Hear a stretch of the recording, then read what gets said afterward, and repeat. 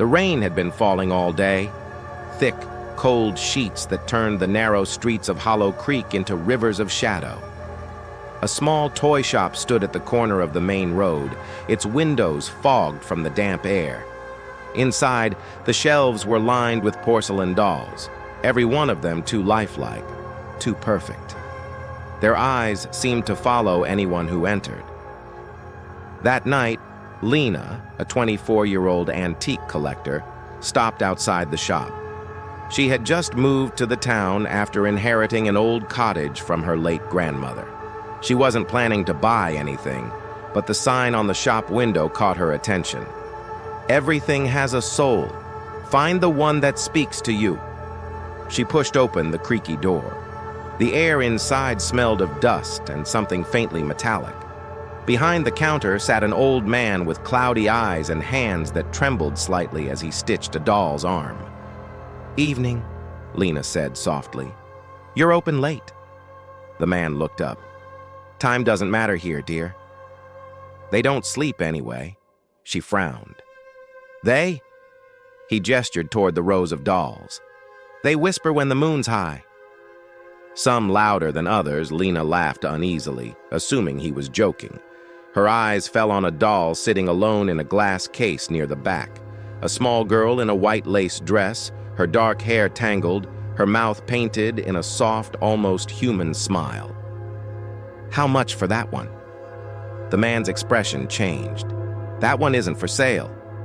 But the way he said it made her want it even more. Chapter 1. The doll comes home. By morning, Lena had bought it anyway. The old man had reluctantly sold it after she insisted, but not before warning her. "It's not just porcelain." She remembers everything. At home, Lena placed the doll on her mantelpiece. The cottage felt emptier than she expected. Old wallpaper peeling, floors creaking with every step. The doll seemed to fill the silence, her painted eyes catching the dim light of the lamps. That night, Lena dreamed of whispers, a soft voice, like a child's, saying her name over and over again. When she woke, her throat was dry. The doll had fallen off the mantel and was now sitting upright on the floor, perfectly balanced. She froze. She lived alone. "Probably the wind," she whispered, placing it back. But when she turned away, the doll's head tilted ever so slightly, as if watching her. Chapter 2. The voice in the walls. Over the next few days, small things began to change. The radio turned on by itself. Her reflection in the mirror seemed delayed by a split second. And the doll, sometimes its eyes looked darker, almost alive. Lena started hearing faint giggles from the attic. The first time she thought it was just the house settling, but the second night she clearly heard footsteps above her room. She climbed the narrow stairs with a flashlight. The air grew colder as she reached the attic door. When she opened it, she found nothing, only dust, cobwebs, and boxes. Then she saw something written on the wall in what looked like chalk. "Play with me." Her heart raced. The handwriting was small, childlike, and fresh. When she turned to leave, the beam of her flashlight hit the corner of the room. The doll was sitting there, but Lena had left it downstairs. Chapter 3. The Dollmaker's Diary.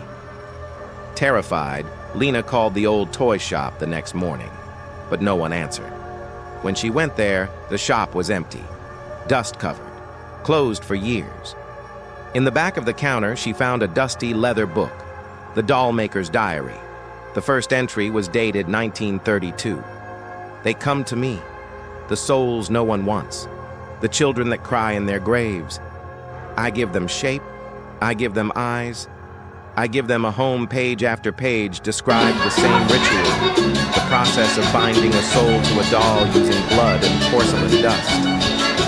The last page stopped Lena's breath cold. One escape. She calls herself Annora. She doesn't want to be a doll. She wants to be human again. The doll she had bought was signed at the bottom, Annora. Chapter 4. Becoming Real. That night, Lena locked the doll in a wooden chest and nailed it shut. But at midnight, she woke to the sound of soft humming coming from inside the chest. She could feel cold air seeping from it. The humming turned into sobbing. Then a voice whispered, "Lena, I'm lonely." The chest shook violently. Nails popped out. When it burst open, the doll was gone. Lena ran to the door, but every lock snapped shut by itself.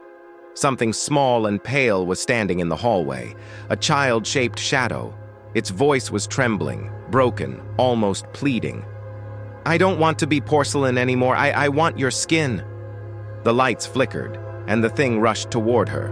Lena screamed, but no one heard her. Chapter 5. The Collector Returns. 3 days later, the cottage was silent again. Police found the door open, the place empty except for a doll sitting on the mantel. It had a faint resemblance to Lena. The same green eyes, the same mole under the lip. The old doll maker appeared at the police station that afternoon, mumbling to himself. "She chose her," he said. "Annora found her body." The officers dismissed him as senile. But that night, he went back to the shop. He placed the new doll among the others. For a moment, he thought he heard it whisper, "Thank you, Father." He turned away slowly. But as he locked the door, the reflection in the glass showed Lena's doll smiling wider, her lips moving silently, forming words he couldn't hear. Chapter 6. The Next Buyer. A month later, a young couple visited the toy shop, which had mysteriously reopened. The same old man greeted them. They were looking for a gift for their daughter's 7th birthday. The man smiled weakly and gestured toward the back of the shop. "That one," he said, pointing to the doll in the white dress. "She's special." The mother picked it up. She looked so real. The doll's glass eyes caught the light, green, soft, and disturbingly familiar. Her porcelain hand twitched. The man behind the counter whispered, almost too quietly to hear, "She is real." Chapter 7. The Curse Lives On. That night, the little girl placed the doll on her bedside table. Around 3 a.m., her parents woke to the sound of their daughter talking, softly, as if to someone. When they entered her room, she was sitting cross-legged on the bed, smiling at the doll. "Sweetheart," her mother whispered, "who are you talking to?" The girl looked up. "She says her name is Lena. She says she used to live in a cottage." The doll's head slowly turned toward them and smiled. The lights flickered out. Epilogue: The Doll Maker's Secret. The toy shop remains open to this day. Locals say every doll in the shop has human eyes, each one slightly different, each one too alive.